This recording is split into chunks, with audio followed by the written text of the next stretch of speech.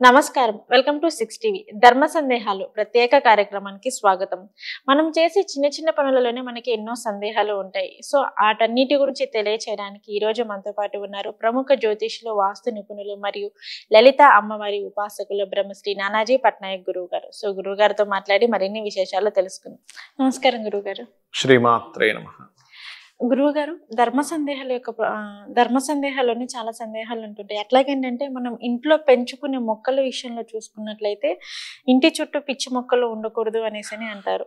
మనకి సాధారణంగా చూసుకుంటే ఇంటి చుట్టూ పిచ్చి మొక్కలు అనేవి ఉంటే ఆ ఇల్లు చూడడానికి కూడా అంత అందంగా కనిపించదు. అలాగే కాకుండా ఏంటంటే ఏమన్నా పాములు, కీటకాలు లాంటివి రావడానికి కూడా ఒక సూచన, ఒక అవకాశం అనేది కూడా ఉంటుంది.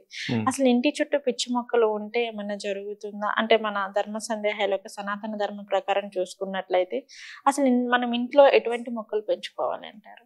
ఒకటేనమ్మా, గుర్తుపెట్టుకోండి, మొక్కలు అనేటువంటివి ఏవైతే ఉన్నాయో ప్రకృతికి సంబంధించినటువంటి పాజిటివ్ ఎనర్జీని ఇచ్చేవి. ఓకే. ఏ మొక్క కూడా పనికిరాని మొక్క ఉండదు, గుర్తుపెట్టుకోండి. ప్రతిదీ కూడా చాలా గొప్ప మొక్క ఉంటుంది. ఎలా అంటే మీకు వచ్చిన ఎగ్జాంపుల్ చెప్తాను. ఒకసారి ఒక ఆయుర్వేదిక్ డాక్టర్ గారు నాకు ఎక్కడో సంథింగ్ ఎక్కడ నుంచి, ఇది దాదాపు చాలా సంవత్సరాలు అయింది, శ్రీశైలంలో ఉంటాడు ఆయన. వచ్చినప్పుడు ఒక మొక్కను చూపించండి. ఎప్పుడు రోడ్డు మీద తిరుగుతూ ఏదో పక్కన పిచ్చి మొక్క అనుకుంటాం, దాని ఆకు కిడ్నీలో ఉన్న రాళ్ళని కరిగిస్తున్నాడు. పిచ్చి మొక్క చూడడానికి పిచ్చి మొక్కలాగా ఉంది. ఓకే. రోడ్డు మీద ఎప్పుడు పడితే అక్కడ కనిపిస్తుంటది. అవునండి అంటే అవునండి, తెలియదు చాలా మంది జనాలు కన్నా. అలా మనకు చూడడానికి ఏంటి, అవును, పిచ్చి మొక్క అనుకుంటాం. కానీ ప్రతి ఒక్క ప్రకృతిలోని వైద్యం ఉంటుంది. అంటే ప్రకృతిలో ప్రతి మొక్కకి ఒక లక్షణం ఉంటుంది. మనకి రామాయణంలో కూడా సంజీవిని పర్వతాన్ని తీసుకొస్తాడు ఆంజనేయ స్వామి. అక్కడ ఉండే మొక్కలు వాటితోనే కదమ్మా అక్కడ వాళ్ళందరికీ కూడా ట్రీట్మెంట్ చేసి. అంటే ఏమిటి, ఫస్ట్ మీ కాన్సెప్ట్ ఏంటంటే మొక్కలు అనేటువంటివి మంచిది. అయితే ఇందులో వాస్తులో ఏం చెప్తారంటే ఇక్కడ మర్రి చెట్టు ఇట్లాంటివి పెంచకూడదు అంటారు ఇంట్లో, గుర్తుపెట్టుకోండి. అయితే ఈ చెట్లు, మొక్కలు ఇవన్నీ కూడా వాస్తులో పెంచుకోండి, కానీ ఏ డైరెక్షన్లో పెంచుతున్నారు ఇది మోస్ట్ ఇంపార్టెంట్ అని చెప్తుంది శాస్త్రం. తూర్పు నుంచి, అంటే తూర్పు ఆగ్నేయం, తూర్పు ఈశాన్యం నుంచి ఆగ్నేయము, మళ్ళీ ఇలా దక్షిణ నైరుతి వరకు కూడా మొక్కలు పెంచుకోవచ్చు. అంటే మనకి మొక్కలు పెంచుకోవడంలో కూడా వాస్తు డైరెక్షన్ ఉంటుంది. ఎందుకంటే ఇదంతా అగ్ని భాగాలు, వాయు భాగాలు ఇవన్నీ కూడా. అంటే ఎలా అంటే చిన్న ఎగ్జాంపుల్ చెప్తాను చూడండి. ఇప్పుడు మీరు ఒక ఇయర్ ఫోన్ పెట్టుకోవాలి, చెవుకు పెట్టుకుంటేనే వినిపిస్తుంది, అంతేగాని జేబులో పెట్టుకుంటే మీకు ఇయర్ ఫోన్ లో వచ్చేది వినపడదు కదా. అలాగే మనకి వాస్తులో ఏంటంటే వాయు సంబంధించినటువంటి స్థలం ఏది, అగ్ని సంబంధించిన భాగం ఏది అనేవి కొన్ని లెక్కలు ఉంటాయి దానికి. ఇది వాయుతత్వ భాగాలు, అగ్నితత్వ భాగాలు, జలతత్వ భాగాలు, ఆకాశతత్వ భాగాలు అని ఉంటాయి. ఇలా పంచభూతాలతో సంబంధం ఉండేటువంటిది వాస్తు. ఇక్కడ ఏంటి, మనము ఈ మొక్కలు అనేటువంటిది ఎయిర్ని రిలీజ్ చేస్తాయి, ముఖ్యంగా ప్రాణవాయువుని రిలీజ్ చేస్తాయి కదా. ఈ ప్రాణవాయువుని రిలీజ్ చేసేటువంటి మొక్కలు ఏ దిశలో ఉంటే మంచిది ఈజ్ మోస్ట్ ఇంపార్టెంట్. తూర్పు, ఆగ్నేయము, దక్షిణ నైరుతి వైపు ఉండాలి. నైరుతిలో ఉండకూడదు, మళ్ళీ నైరుతిలోని, ఈశాన్యంలోని, ఉత్తర భాగాల్లో ఎక్కువగా ఉండకూడదు. మొక్కలు ఉన్నా లైట్ గా ఉండొచ్చు, అంతకంటే ఎక్కువ ఉండకూడదు. ఎందుకంటే ఇవి బ్లాకేజ్ని ఏర్పరుస్తాయి అక్కడ. ఇది ఒకటి గుర్తుపెట్టుకోవాలి. ఎక్కువ ముళ్ళు ఉన్న మొక్కలు కూడా పెంచకూడదు ఇంట్లో. ఎందుకు అంటే చాలా రకాల కారణాలు ఉన్నాయి దానికి. మన చుట్టూ ఎటువంటి ఉన్నాయో, ఎటువంటి వస్తువులు ఉన్నాయో ఆ యొక్క ఎనర్జీ మన మీద పనిచేస్తుంటుంది. ముళ్ళు అంటే ఏంటి, సంథింగ్ అక్కడికి వెళ్ళాలంటే హాని. అమ్మో, ముళ్ళున్న మొక్క దగ్గరికి వెళ్తే మీరు ఎలా ఫీల్ అవుతారు, అమ్మో ఇది గుచ్చుకుంటది, చాలా జాగ్రత్తగా తీసుకోవాలి, ఇట్లాంటివన్నీ. ముళ్ళున్న మొక్కలు ఎక్కువగా ఈస్ట్ లో కనుక పెంచితే ఏమవుతుందంటే సొసైటీలో మీతో సోషల్ గా ఉండేటువంటి రిలేషన్స్ ఏవైతే ఉన్నాయో అలాగే ఫీల్ అవుతుంటారు వాళ్ళు. మొబైల్ జోలికి వెళ్ళకూడదు, లేకపోతే మీరు వేరే వాళ్ళ జోలికి వెళ్ళాలన్న అబ్బా అంతా ఇలా ఉన్నారండి సొసైటీ అనేదే కనిపిస్తుంటది. సొసైటీలో అందరూ ఉంటారు, మంచి వాళ్ళు ఉంటారు, ఇబ్బంది పెట్టే వాళ్ళు ఉంటారు, చాలా సేఫ్టీ ఇచ్చే వాళ్ళు ఉంటారు, అందరూ ఉంటారు. కానీ మనకి సోషల్ గా కనెక్ట్ అయ్యే వాళ్ళంతా కూడా ఇబ్బంది పెట్టే వాళ్ళు కనెక్ట్ అవుతుంటారు. ఈస్ట్ లో కనుక ముళ్ళు ఉండేటువంటి మొక్కలు ఉంటాయి. అందుకని ముళ్ళు లేని మొక్కల్ని పెంచుకోవాలి, ముఖ్యంగా గుర్తుపెట్టుకోండి. ఏదో 1-2 గులాబీ మొక్కలు నో ప్రాబ్లం, అన్ని మొక్కలతో కలిపి, కానీ అన్ని ముళ్ళు ఉండే మొక్కలు పెంచకూడదు, గుర్తుపెట్టుకోండి. అందులో నేను ఇందాక చెప్పినటువంటి డైరెక్షన్స్ లో పెంచుకుంటే మంచిది. ఇది ముఖ్యంగా మొక్కలకు సంబంధించిన విషయంలో జాగ్రత్త తీసుకోవాలి. బికాస్ ఆఫ్ ఈ ఆగ్నేయ భాగంలో గనక మొక్కలు ఎక్కువగా ఉంటే మీకు ఫైనాన్షియల్ గ్రోత్ కూడా పెరుగుతుంది. ఓకే. ఎందుకంటే శాస్త్రంలో అగ్ని ద్వారా ధనం వస్తుందని చెప్తుంది. ఇప్పుడు అగ్ని బాగా ఫైర్ బాగా వెలగాలంటే ఏం కావాలమ్మా? ఆక్సిజన్ కావాలి. ఆక్సిజన్ కావాలి. ఆక్సిజన్ లేకపోతే ఏమవుతుంది? చచ్చిపోతుంది. మనకి అగ్ని వెలగదు. అగ్ని వెలగదు, అట్లీస్ట్ ప్రాణజీవులైనా ఉండదు. కాబట్టి ప్రాణాన్ని ఇచ్చేటువంటి ఆక్సిజన్ రావాలంటే మొక్కలను ఆగ్నేయంలో పెట్టాలి, తూర్పులో పెట్టాలి, లేదా దక్షిణంలో పెట్టాలని చెప్పబడింది. ఇందులో మీరు తులసి మొక్క గురించి అడిగారు. తులసి మొక్క సర్వసాధారణంగా పెరట్లో పెట్టుకుంటారు. అంటే వాళ్ళకి పెరట్ ఈస్ట్ సైడ్ ఉంటే ఈస్ట్ సైడ్ పెట్టుకుంటారు, లేదా దక్షిణం వైపు పెట్టుకోమని చెప్తుంది శాస్త్రం తులసి మొక్కని. దక్షిణం బాల్కనీ ఉంది, ఇప్పుడు అపార్ట్మెంట్ కల్చర్, లేదా దక్షిణంలో పెట్టుకోవచ్చు తులసి మొక్కని, లేదా ఈస్ట్లో ఉండే బాల్కనీలో పెట్టుకోవచ్చు అపార్ట్మెంట్స్లో. ఇంక ఈ రెండో కుదరలేదండి, మాకు నార్తే ఉంది ప్లేస్, లేదా వెస్టే ఉంది, హ్యాపీగా పెట్టుకోవచ్చు. బట్ ఫస్ట్ ప్రిఫరెన్స్ మాత్రం సౌత్కి ఇవ్వండి, లేదా ఈస్ట్కి ఇవ్వండి. తర్వాత ప్రిఫరెన్సెస్ నార్త్కి కానీ మీరు వెస్ట్కి కానీ ఇవ్వచ్చు. గుమ్మం ఎదురుగా పెట్టుకోవచ్చు హ్యాపీగా. వెళ్ళేటప్పుడు తులసి ఎదురుగా వస్తుంది అనే సెంటిమెంట్ తో పెట్టుకుంటారు. తులసికి మొక్కుకొని వెళ్తూ ఉంటారు. తులసి అంటే అమ్మవారు స్వరూపం కాబట్టి హ్యాపీగా పెట్టుకోవచ్చు మీరు తులసి మొక్కని. గురువుగారు, మీరు ఇందాక చెప్పారు మనకు ఇంట్లో మొక్కలు పెంచుకునే విధానంలో కూడా వాస్తు డైరెక్షన్ అనేది ఖచ్చితంగా ఉండాలి అని చెప్పేసి. సో వాస్తు డైరెక్షన్ లేని సమయాన మనకి ఏమైనా ఇబ్బందులు ఎదుర్కోవడం జరుగుతుందా? అంటే మనకి పెద్దలు చెప్పింది, అంటే మనకి వాస్తుపరంగా చూస్తున్నది ఏంటంటే ఈశాన్యం వైపు వచ్చేసి అయితే మనకి బరువు ఉండొద్దు, అలాగే పెద్ద పెద్ద చెట్లు కూడా ఉండొద్దు అనేసి చెప్తారు.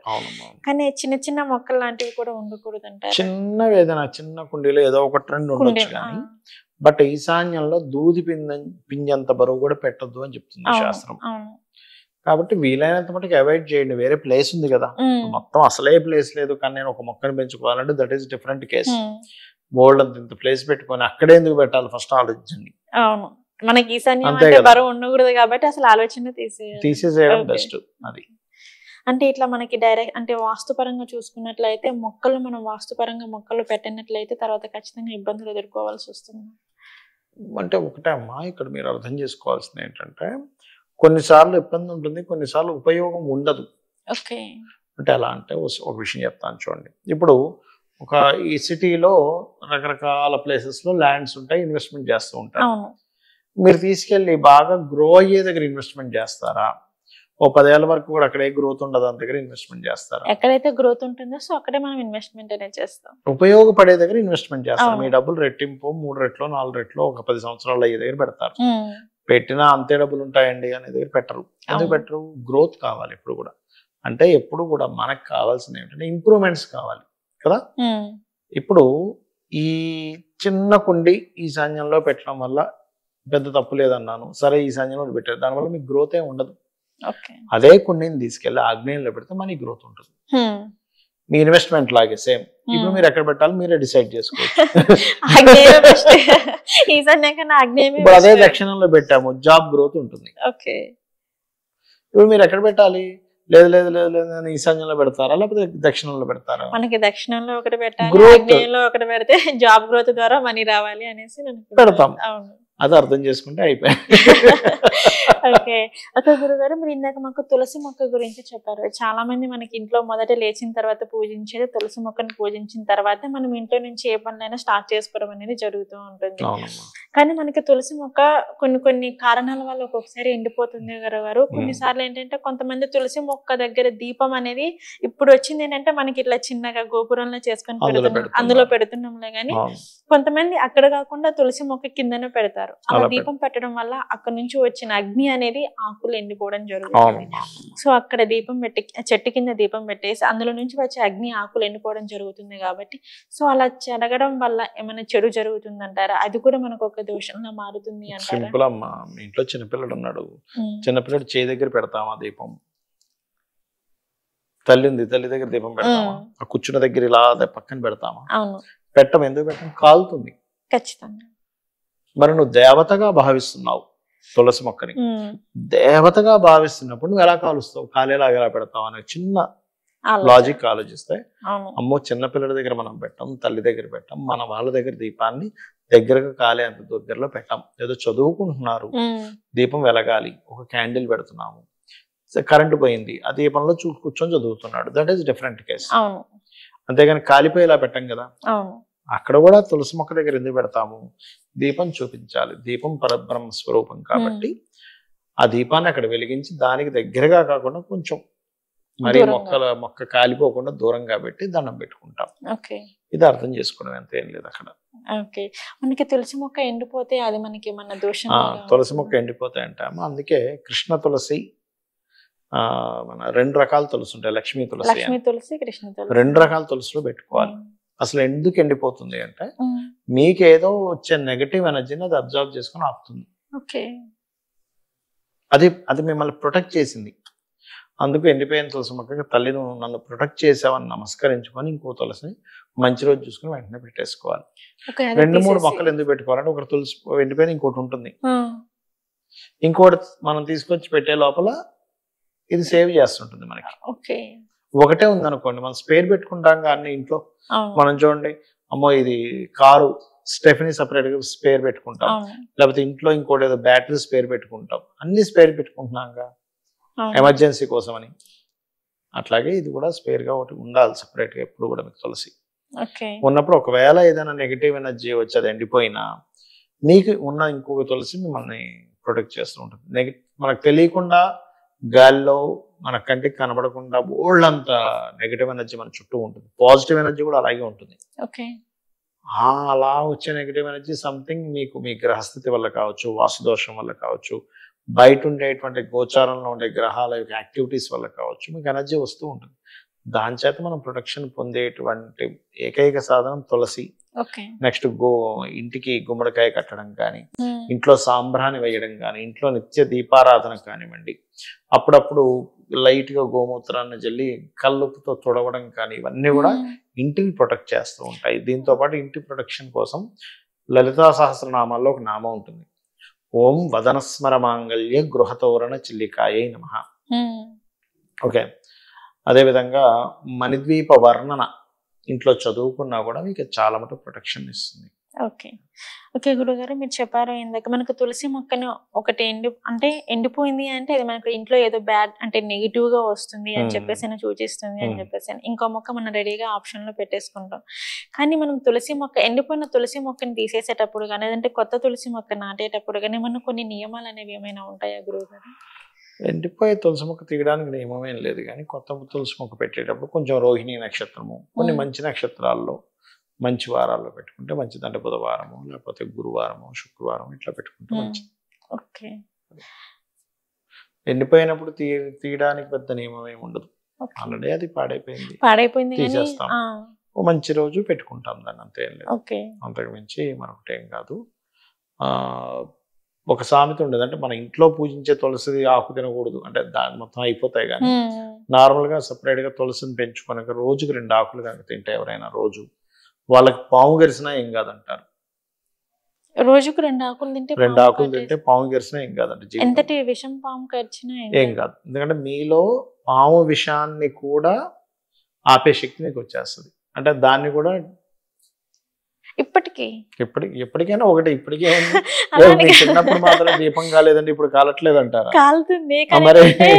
మనకి తులసి మొక్క తినడం వల్ల అంటే విషాన్ని కూడా కరిగించే శక్తి దాంట్లో ఉంటది. కరిగించడం అని కాదు, విషం అనేటువంటిది మిమ్మల్ని ఏమి చేయకుండా ఉండే శక్తి మీ బాడీకి వస్తుంది. ఆఖరికి స్నేక్ కరిస్తే అంటే పాము విషం కూడా మిమ్మల్ని ఏమి చేయనటువంటి శక్తి వస్తుంది. అంటే చిన్న ఎగ్జాంపుల్ చెప్తాను చూడండి. ఇప్పుడు రోజు జిమ్కి వెళ్ళి బాగా ఎక్సర్సైజ్ చేస్తున్నాడు, పొట్ట బాగా మంచి 6 ప్యాక్ వచ్చి గట్టిగా అయింది, గుద్దాడు ఒక వ్యక్తి, ఏమనిపించదు వారికి, స్ట్రాంగ్ ఉంది కాబట్టి. అదే స్ట్రాంగ్ గా లేదు, ఇలా జస్ట్ చిన్నగానే బాగా కడుపులో నొప్పి ఉంది ఎందుకు అట్లా అన్నా ఉంటాం. ఎందుకు? బికాజ్ ఆఫ్ అక్కడ స్ట్రాంగ్ అయింది ఆ వ్యక్తి బాడీ. అలాగే లోపల ఇన్బిల్ట్ గా రోజు 2 తులసాకులు తీసుకోవడం ద్వారా ఎంతో స్ట్రాంగ్ అవుతుంది అతని ఇమ్యూనిటీ లెవెల్స్ కానీ ఎవ్రీథింగ్.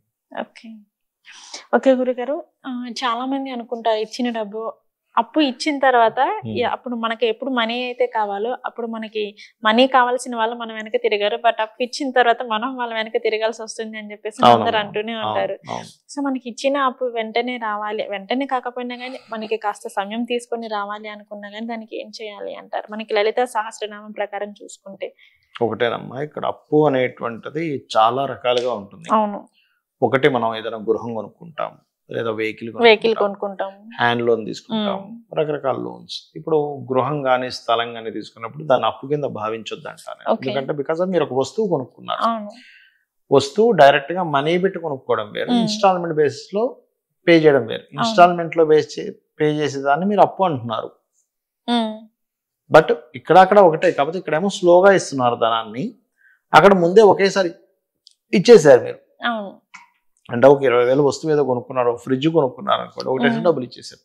అదే 20,000 మీరు నెలకు 2,000 లాగా నేను కడతాను అంటే దట్ ఈస్ అప్ అంటున్నాం. అంటే ఫైనల్ గా మీకు ఫ్రిడ్జో స్థలమో గృహమో వస్తుంది కదా. వస్తువు కొనుక్కొని చేసే అప్పు ఏది కూడా మీకు అప్పు కింద భావించకండి, ఎందుకంటే మీకు వస్తువు మిగులుతుంది. అందులో ఆ వస్తువుల్లో కూడా మీకు రెట్టింపు అవుతుంది అనుకోండి, ఇంకా హ్యాపీగా మీరు భావించాలి. చాలా మంది చేసే మిస్టేక్ ఏంటంటే, అయ్యో మేము అప్పులు కడుతున్నాం అంటే ఏం చేశారంటే ఇల్లు కొనుక్కున్నాం అంటారు.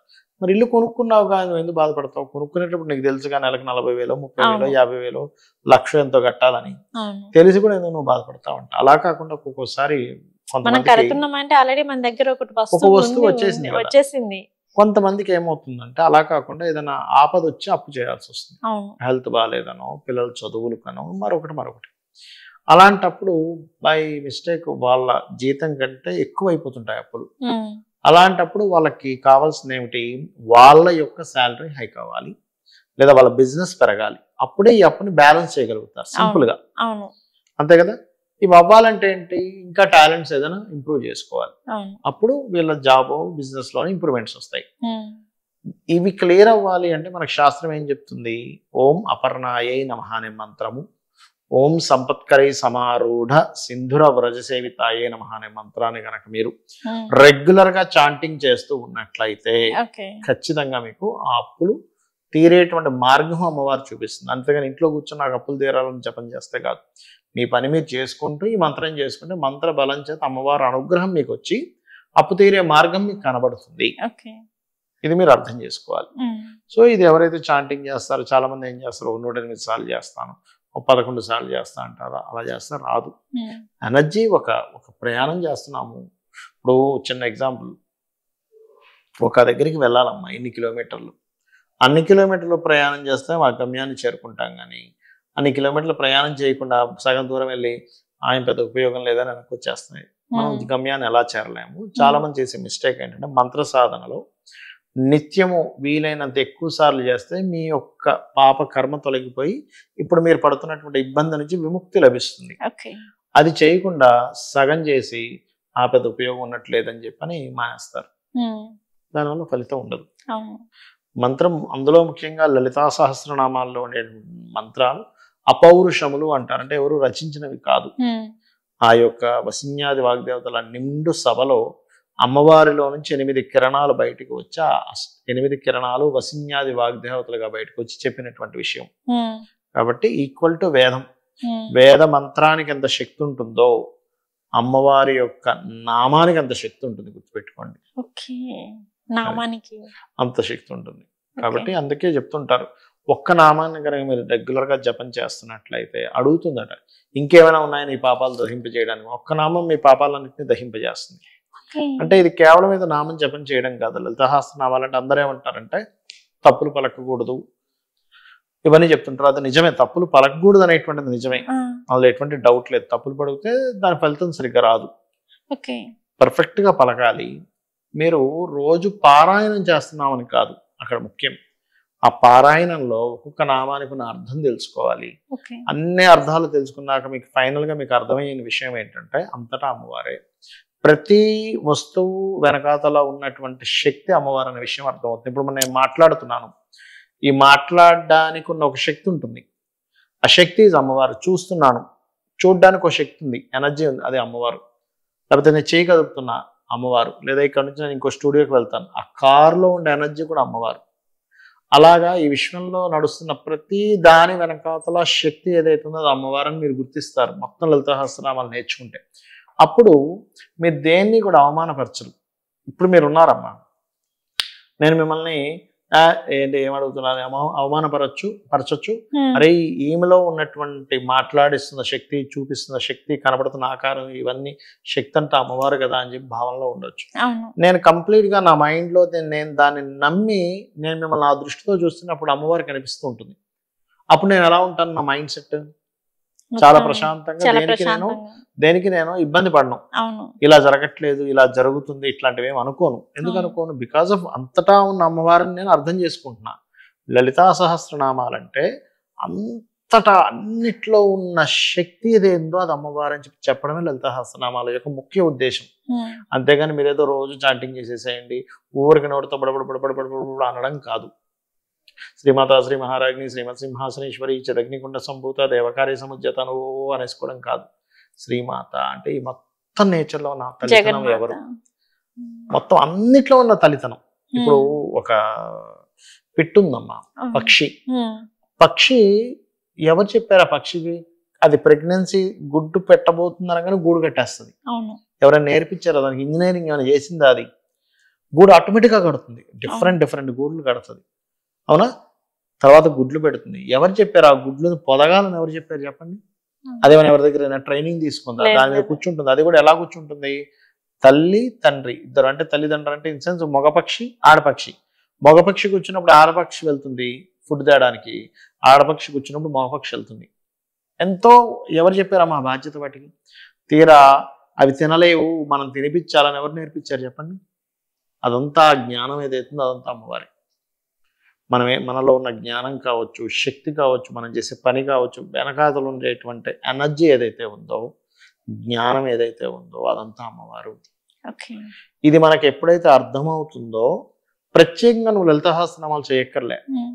ఇది అమ్మవారే కదా, ఇది లలిత కదా, ఇది లలిత కదా, ఇది లలిత కదా అని మీకు అర్థమైపోతూ ఉంటుంది. దట్ ఈస్ లలిత సహస్రనామం. నిజంగా లలిత సహస్రనామం చేసేటువంటి విధానం అది. లలిత సహస్రనామం మనం చదువుతున్నాము అంటే అందులో కొన్ని నియమాలు, అంత జగన్మాత ఉన్నట్లు. నియమము అంటే ఏం లేదమ్మా, నియమము అంటే ఒక ప్రాసెస్.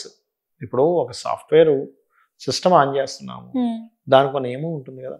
పవర్ ఉందా లేదా చెక్ చేస్తాం, ఓపెన్ చేసిన తర్వాత కోడ్ ఉంటుంది ఏదో సిస్టమ్ కి. దీని కోడ్ ఏంటి, సిస్టమ్ ఓపెన్ అవ్వట్లేదు అంటాం, కోడ్ కొడతాం. దాని తర్వాత పలానా డ్రైవ్ లోకి ఎందులోకి వెళ్తాం, అక్కడ నుంచి ఇంకోటి ఏదో మనం ఓపెన్ చేస్తాం. ఇప్పుడు స్క్రీన్ మీద ఇది వస్తుందంటే కంప్యూటర్ లో ఆపరేషన్. ఇది రావడానికి ఒక సిస్టమ్ ఉంది కదా, ఈ సిస్టమ్ లో చేస్తేనే ఇది వస్తుంది. ఈ సిస్టమ్ తెలియని వ్యక్తి అక్కడ ఆపరేషన్ పెడితే ఎలా ఉంటుంది? అది రాదు. నువ్వు స్క్రీన్ మీద బొమ్మ రావడానికి, ధర్మ సందేహాలను ఇదిలా తిరగడానికే నీకు ఒక సిస్టమ్ ఉన్నప్పుడు, అమ్మవారిని నువ్వు ప్రసన్నం చేసుకోవడానికి ఒక సిస్టమ్ ఉందనే కదా దాని అర్థం. అంతే. అంటే ఏం చేయాలి? కూర్చుంటాము, ఇంకెక్కడ కాన్సన్ట్రేషన్ ఏమి చేయకుండా అమ్మవారి మీదే కాన్సన్ట్రేషన్ చేస్తూ ఆచమనం చేసుకొని అంగన్యాసకరన్యాసాలు చేసుకొని, అది వస్తే వచ్చింది, లేకపోతే లేదు. అందరికీ రావాలని రూల్ లేదు, అంగన్యాసకరన్యాసాలు అన్నీ చేయాలని రూల్ ఏం లేదు. మీరు చక్కగా నామాన్ని పట్టుకొని శ్రీమాత అనుకుంటున్నారు. ఉదాహరణగా ఓం శ్రీమాత్రే నమః, శ్రీమాత్రే నమః. ఈ విశ్వంలో ఉన్న మదర్లీ నేచర్ అంతా కూడా అమ్మవారే అని మీరు మైండ్లో ఫిక్స్ అవుతున్నారు. మదర్లీ నేచర్ని చూస్తున్నారు. అప్పుడు ఏమవుతుంది మీకు? ఎవరైనా మీ ఆఫీస్లో మీ ఫ్రెండ్ ఎవరో, ఇంకొక అమ్మాయి ఎవరో ఉంది, ఒక పండు మీకు ఇచ్చింది తినండి, అందులో కూడా మీకు తల్లి కనిపిస్తుంది, అందులో కూడా లలిత అమ్మవారు కనిపిస్తుంది. అబ్బా ఈమెలో కూడా మదర్లీ నేచర్ ఉంది, నన్ను తినమని ఇచ్చింది, మా అమ్మ కూడా ఇంట్లో ఉన్నప్పుడు ఇలాగే తినమని ఇస్తుంది కదా అని ఫీలింగ్ అనిపిస్తుంది. దట్ ఈజ్ లలిత అమ్మవారు. సో ఇదండి, చూసారు కదా ధర్మ సందేహాల యొక్క ప్రత్యేక కార్యక్రమం. సో ఇంటి చుట్టూ మనం ఎటువంటి మొక్కలు పెంచుకోవాలి, అలాగే మనం మొక్కలు పెంచుకునేటప్పుడు కూడా వాటి యొక్క వాస్తు ప్రకారం మనం ఎటు సైడ్ మొక్కలు పెంచుకుంటున్నామో, ఏ దిక్కున మనం మొక్కలు పెట్టుకోకూడదు అనే వాటి గురించి, అలాగే మనం ఎవరికైనా మనీ ఇచ్చితే ఇచ్చిన అప్పు మనకి త్వరగా తిరిగి రావాలి అంటే దానికి ఎటువంటి పరిహారాలు చేసుకోవాలి అనే వాటన్నిటి గురించి అయితే గురువు గారు ఈ రోజు మనకి చాలా చక్కగా తెలియజేశారు. సో నెక్స్ట్ ఇంకొక ఇంట్రెస్టింగ్ ఎపిసోడ్ తో మీ ముందుకుంటాను. సో అంతవరకు చూస్తూనే ఉండండి 6 TV.